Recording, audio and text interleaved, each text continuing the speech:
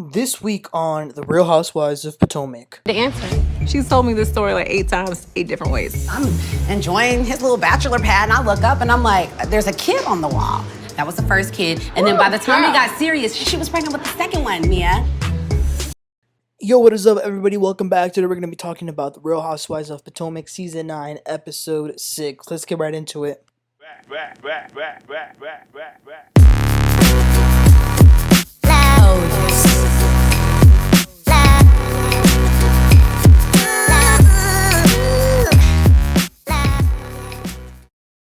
Okay, so the women are still at this trip. This trip, it feels like it's been going on for months. So, the episode starts with Stacey carrying the bone that Mia and Jacqueline were just saying that they need to put the Grand Dame in rehab effective immediately. So Karen says that no, she does not need rehab, and then she says that Mia knows a lot about rehab because Mia's been to rehab herself over opioids. Oh my gosh. So now Karen done brought up Jacqueline's baby daddy and Mia's drug use. But listen, if they come for you, you're gonna come back at them, I guess. Then some of them go to the pool. Stacey's talking about her boyfriend and that she likes him a lot and wants to be with him. Okay, I'm kind of bored with this storyline. She needs to divorce. Ashley says her divorce might be finalized in 3 or 4 months. I'm over that storyline as well. When they ask Ashley about dating, she says that Michael and her have agreed that they're going to be really strict on who they introduce their kids to, which I think that's a good idea. And Kriana's boyfriend, she says he has kids, so she's sort of a stepmom. And Jassi is the same. Her man also has some kids. But when it comes to Jassi, they play some flashbacks, and it looks like Jassi has told the same story in a few different versions when it comes to when her man had these kids and when she got with him.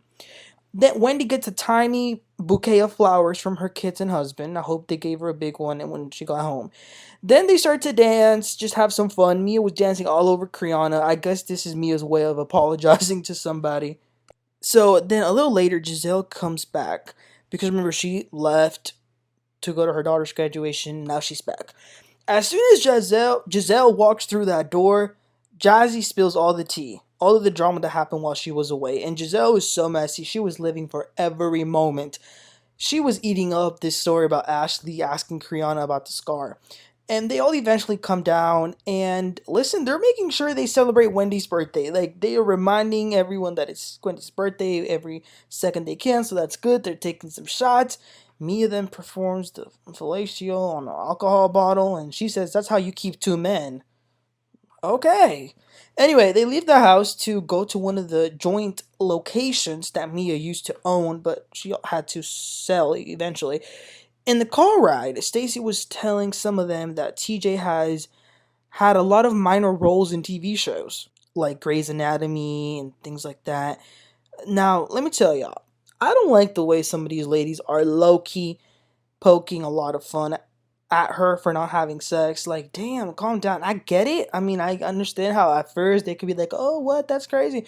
But when Jazelle was laughing and then Wendy too, laughing so annoyingly, I couldn't stand it because it felt like they were laughing at her in front of her. Mind your own business. Worry about your own sex lives. Like, oh, we got it, okay? Let's move on. So they get down to the joint chiropractor and they just walk in there, and Mia talks about how she and Gordon used to own many locations, and if it wasn't for Gordon and his family issues, they would still own a lot more.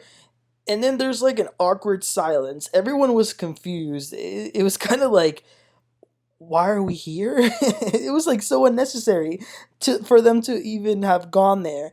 It's not like none of them got a massage or whatever they do. So then they go to have lunch. Karen's doing a good job not ordering alcohol. So Gizelle asks Kriana if she's okay with Ashley. Kriana is like, yeah, I'm okay. She was piggybacking Mia, who brought stuff up, even though she has a very colorful past and shouldn't be talking about it. And Mia was like, being a stripper is not illegal, okay? Drugs are illegal. So they start arguing, they start going back and forth, but it kind of just dies down. Jassi then says she's going to have a party, so she's inviting all of them, and she's going to have some single men there, which she might meet one herself, but we're going to get to that in a second. Then all of a sudden, out of nowhere, Jacqueline says, I've lost a lot of weight, and I go to the gym, and I feel good because it makes me feel strong, and it makes me feel like, don't F with me. And Giselle's like, are you saying that to Karen? And Karen's like she's like, no, I'm Wonder Woman and I'm dodging everything. So then they go back to the house and they're gonna have some time to get ready before they go out to dinner. After a while, Giselle and Ashley are outside, and Ashley, I forgot she was working on some song called Healing and Thriving, and she says that she's been working on it, and they added an EDM beat to it, and she shows Giselle a snippet. It's giving Disney Channel music, but if that makes her happy, if it gives her joy, I'm all for it. The dress code for them was to wear red. They all wore red except Wendy, obviously, because she's the main one, the birthday girl. When they get to the van, Jassi says, let's play F, Marry, Kill with the members of this group. So it was really funny. What surprised me was Wendy saying she would F Jazelle. Whoa. Actually, no, that didn't surprise me. I'm not even going to go into it. It did not surprise me. When it comes to who Karen would kill, she was quick to say Jacqueline. Most of them chose to F Mia. I get it. Jacqueline, this one, she said, well, I would F Ashley because I've already F'd Mia. Oh, I mean, we already knew that, but she just admitted it. So they go to dinner, and Wendy starts the dinner by saying that she never thought others would celebrate her. And I was like, aw. And she reflects about the 5 years that she's had, or that she spent on this show. You know, within the span of those 5 years, she's grown. It is very nice. She had a kid when she first got into the show, and it's been a lot of ups and downs. And they all go around the table and say something nice to her, and they all did it, all of them. So it was very nice. I'm glad that she was feeling the love. They all said something nice, except Jacqueline, who somehow found a way to make this about her and talk about I'm here to stay. Okay. Then they keep trying to poke at Stacey, and Stacey says, well, we spent a lot of time talking about my situation. Why don't we talk about Jassi's man? So Jassi says that she's very happy with her man. She says that they've gone through some things and bumps on the road. I hope she didn't mean bumps as in the kids. But, she says that she wants to get married to him. But then they ask her how old are these man's kids. And she says that one of them is 3 and the youngest just turned 1. But everyone's a little confused because Jassi had said that they've been together for 2 years. When she got with him, the other woman was pregnant with the first one or the second, but then she waited 3 months to have sex. It was a very, very messy timeline. Very, very hard to follow because it wasn't adding up. Kriana then says that she has had a similar situation. She says that she dated someone who was in the NFL, who had 2 women pregnant at the same time, and they both had twins.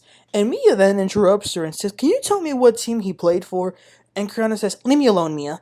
And Mia's like, no, it's because the same thing happened to me. I want to make sure it's not the same person. Huh? Listen, if it came out that Mia and Kriana shared a man, that would be crazy. But Kriana didn't want to say who he played for. But looks like the bottom line is, which we have already always known this, ladies, if you're dating a athlete, rapper, singer, your probability of getting cheated on is probably very high. So, yeah, listen, okay, I really like Jassi. And when the season started, I was like, why didn't she get a flu? Why is she not full time?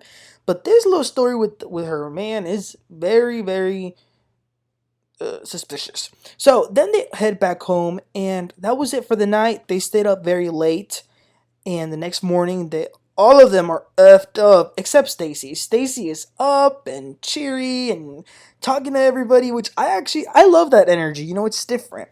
But it's time to go. So they're packing, and that was it. The episode ends right there. They leave Lake Norman. They had a pretty good time for the most part. And that was the end of the episode. Honestly, you guys, this episode was I think it was a filler episode. I don't think too much happened. I mean, we learned a little bit more about the Jassi situation, but I feel like I could have skipped this episode and I probably would have catched up with the recap, when they, like, on next week's episode, like when they say previously on the Real Housewives of Potomac. But it's okay, whatever. But y'all, let me know what your thoughts are about this episode. Did you think it was kind of boring? But most importantly, I want to hear y'all's perspectives and thoughts on Jassi and her story about the man. So let me know, you guys. Please don't forget to like and subscribe, and I'll catch y'all next time. Y'all have a great one. Bye.